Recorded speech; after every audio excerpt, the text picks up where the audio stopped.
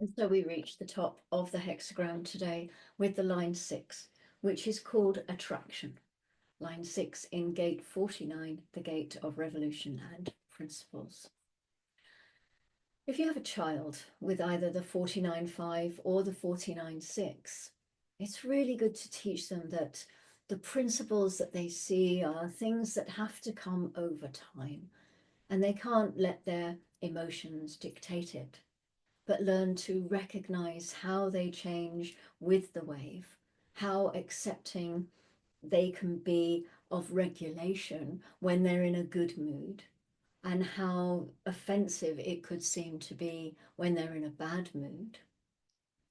When you get to the 6th line, particularly when you get to the end of this process, you get to a point of recognizing that in order for revolution to succeed, the end result is that the community as a whole has to have more than what it started off with. This is an important thing to grasp. A 6th line isn't interested in simply making contact with the support in the 19, because the 6th line has a perspective that goes to the whole tribal circuit. Oh, and the tribal circuit has only one expression, and that is through gate 45, through the throat gate of possessiveness, with the voice I have or I don't have. And the role of the 45 is to provide security for the tribe and to educate them, or to educate them so that they will have greater security. And the greater the tribe, the more educated and the wealthier it is.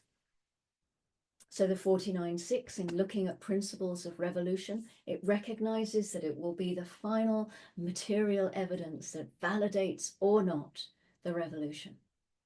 You know, once every revolution is over and the dust has settled, it can be seen that it was always about material benefits that can be derived from whatever the revolution was going to be. Nothing more, nothing less, because revolution is always driven by resources, by those material benefits. So if you have a segment of society that feels they're being held back, that they do not have fair access to the resources of the community, you're breeding revolution, because that's what it is. That's the revolutionary. And the revolutionary has its greatest impact, its greatest support, the moment that it can promise a material reward as a result. Keep in mind how the mechanic works in this line of transition. You know, they often don't have any interest in sort of playing the game of their hexagram. The nature of the 59.6 is that it's not really that interested in bonding. The 6.6 is not that interested in the intimacy. The 49th hexagram is part of the tribal process, and it establishes our sexuality in many ways and the arrangements that are going to take place within the marriage. It establishes what the community is like and what the resources of the community are going to be. It establishes the principles for all of that. But when you get to the 49.6, if engaged, then it can be quite remarkable. You know, it is called attraction. It can be a very attractive force. But like the mystery of the 59.6 and the one night stand, it may not get involved in any principle at all, because it is deeply concerned about what the revolution will bring. Not what the intimacy will bring, not what the world is going to be, or what the revolution is, but what will the revolution bring? These are some of the few forces that, if you find them in the 49, the ones that they're going to laugh at the revolution, and they're going to say, God, all revolutions are the same. You know, they might start off good, but they end up bloody and brutal. The lifetime learning here says the power of revolution in action to expand its support. This is what the 49.6 knows. Oh, it's the harmony, it's the resonance to the 19.6, to the recluse, the fool on the hill. It says, I have seen so many revolutionary principles go down the toilet. I've seen so many people with broken hearts. Because, okay, broken heart thing is because the revolution goes through the heart center. the ego center, all of these go through. That's the also known as the heart center, and revolution breaks your heart. So it's saying, I've seen so many people with broken hearts because the revolution was unfulfilled. And I'm not going to get involved in being a revolutionary until I can see that revolution can really work.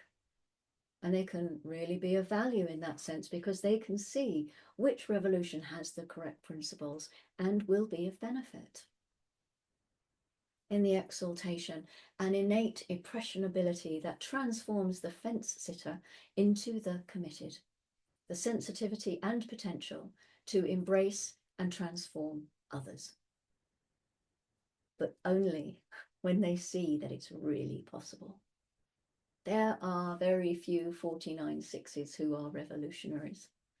We live in an unaware, uneducated, solar plexus dominant environment with transitory principles that are constantly leaving people hungry and abandoned and disappointed and broken-hearted all over the planet, all the time. It's very difficult to see a revolution that's actually worth supporting when they're sympathetic to a revolutionary cause, because they can see that the revolution will bring the principle that they want. They have enormous power to pull people into that revolution, to bring them in. And the detriment says stubborn and often fatal rejectionism, oversensitivity that leads to rejection of principles and others as a rule. So these people will say, well, no, I am interested in change, but your revolution is not going to bring what I think is necessary. And so, often they don't do so well when they stand up and say that. Oversensitivity that leads to rejection of principles and others as a rule. As a rule. This means that they are not really revolutionaries. They're not involved in the revolution. They look at what the principles are that can be established after the revolution. This is a great concern. The moment that they have that sense, then they can be very powerful. And then remember the wave. This is very different from sixth lines who are not emotional. Here you always have to remember the wave. When you look at any of your lines in relationship to this, please understand what principle is important for you. And you have to see how you respond to any given principle in time through your wave. If there's a principle you can tolerate at the low end and enjoy at the high end, it's good for you. If you can only abide a principle at the high end and then detest it at the low end, then it cannot be correct for you. In other words, the wave has to teach you by going through your spectrum what principle is really correct for you, which means that revolution is not something you can spontaneously jump into. That's the splenic side. Over here, in the emotional side, we have to wait. We have to go through the process of the wave. When a 49-6 accepts your principle is given great power. Out of this position, this capacity to be able to attract when one is clear that a revolution can succeed, and only when it's perceived that it can succeed, the very next step is to go to the 30th gate, the gate of the clinging fire, the gate of burning. This is the gate with a thirst for destiny and a hunger for change. Isn't this journey around the wheel fascinating? So the grounding is coming through gate 4 in the line 6, which is called excess. This is one of those polarities, I have to say, it had me scratching my head and thinking, I've got no idea. Yeah, I really haven't. So I am going to offer this one to you. And what do you think is the link here between attraction and excess, other than the links we find through genetic continuity, other than the logical grounding that can maybe help the tribe in its revolutionary wave process? I don't know. Comments on a postcard, please. So yes, today, as I mentioned earlier, it is a double sun day. I mentioned it yesterday. I don't think I mentioned it yet today. Today is a double sun day, double sun transit day. So we only have one moon transit for this report because we will look at the other two tomorrow when we go into gate 30. But currently the moon is still in our Earth gate, gate 4. It moves into gate 29 at 14:38. This is the sacral gate of the abysmal, the gate of saying yes to life.